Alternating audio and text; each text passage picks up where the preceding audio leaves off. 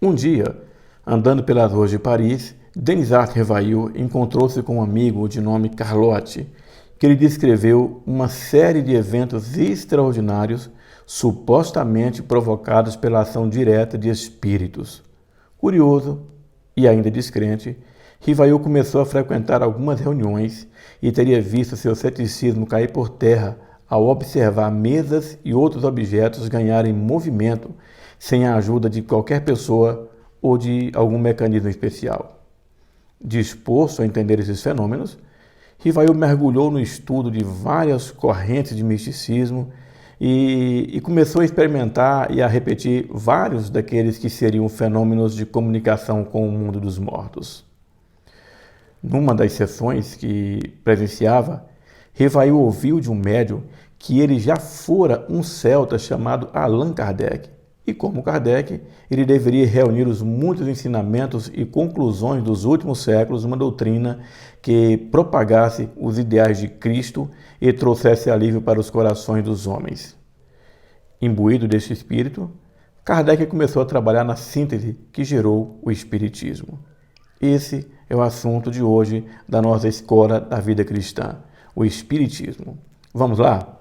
No dia 18 de abril de 1857, foi publicado o Livro dos Espíritos. A partir daí, o Espiritismo se estruturou, tendo por base pretensos diálogos estabelecidos com espíritos desencarnados, se manifestando por meio de médiuns.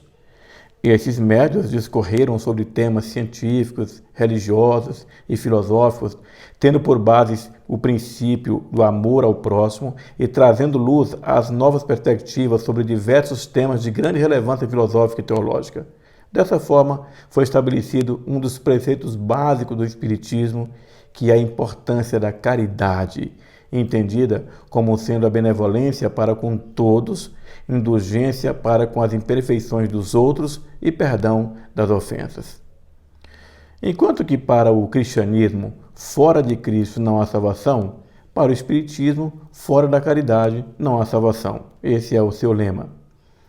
A doutrina espírita, de modo geral, fundamenta-se nos seguintes pontos: existência e unicidade de Deus. Deus é a inteligência suprema, causa primária de todas as coisas.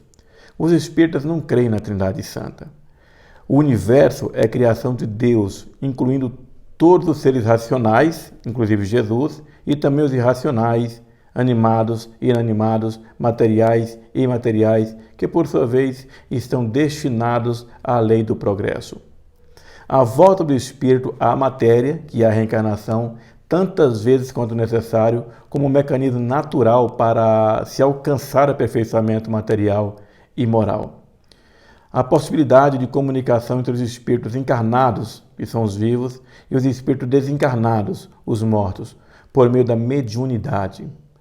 A lei da causa e efeito, compreendida como mecanismo de retribuição ética universal a todos os espíritos, segundo a qual nossa condição atual é resultado de nossos atos passados e nossos pensamentos, palavras e atos constroem diariamente o nosso futuro.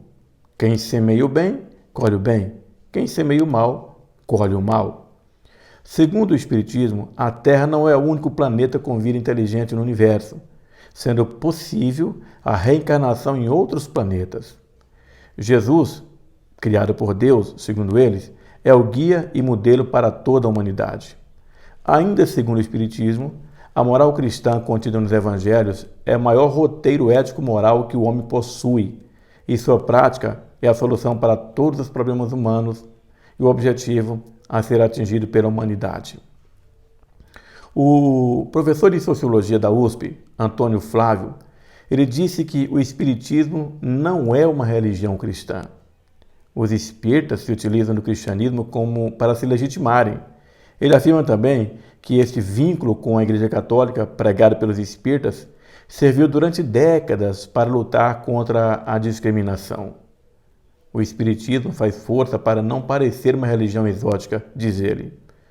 Não sei se você sabia, mas a cidade de Palmela, aqui em Goiás, a 200 km de Goiânia, foi fundada exclusivamente pelos espíritas.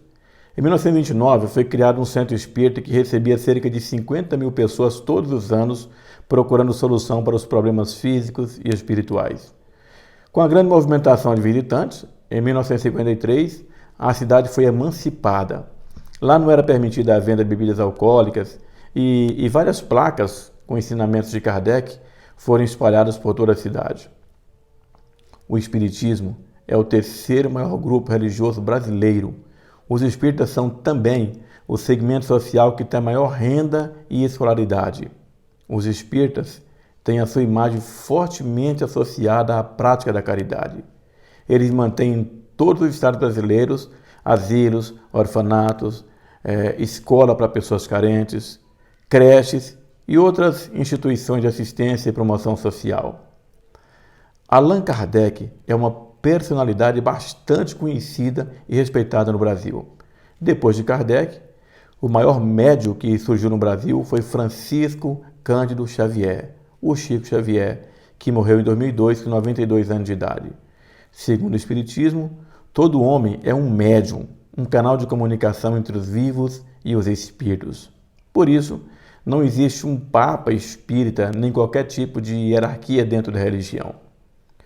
Nos centros espíritas, por exemplo, a função de liderança geralmente está reservada ao médium mais experiente ou ao próprio fundador do centro. Os médiuns comunicam-se com os espíritos das mais diversas maneiras.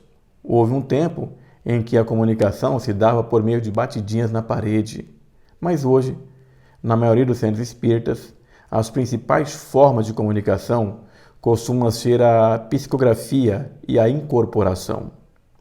O Espiritismo acredita que os espíritos são criados numa espécie de ponto zero, onde todos são imperfeitos e devem chegar-se ao longo de várias e sucessivas encarnações à perfeição.